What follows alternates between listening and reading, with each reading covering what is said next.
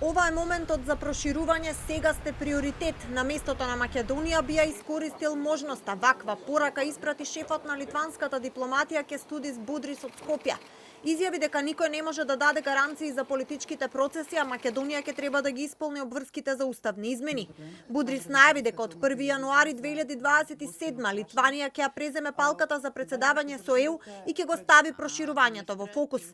Порача дека официјален Вилнус како председавач ќе застане во улога на така наречено олеснувач на процесите, порачувајќи дека преговорите треба да се водат базирани на заслуги. Прашувате кога ќе бидете приоритет. Сега сте приоритет.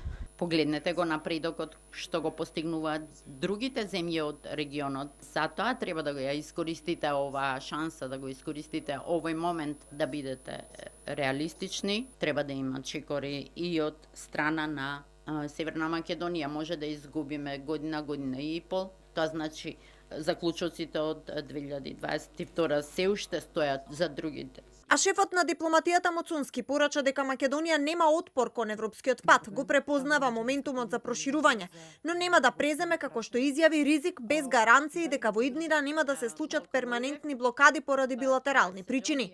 Моцунски изјави дека верува во зборовите на Будрис и поддршката од Литванија, 26 земји членки на ЕУ, но не и во позицијата на една земја членка.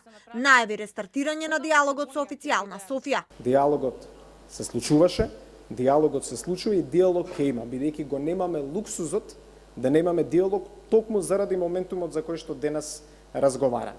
Но истовремено не сме лековерни и не сме наивни да мислиме дека туку така ќе има од Бугарија, за жалова го кажам, но ќе има преку ног промена на една позиција која што е прилично агресивна и радикална.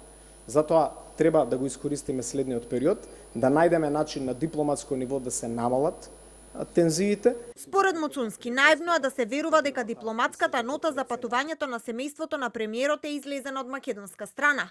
Изјави дека истрагата треба да се спроведе, како што рече, таму каде што најдобро знаат.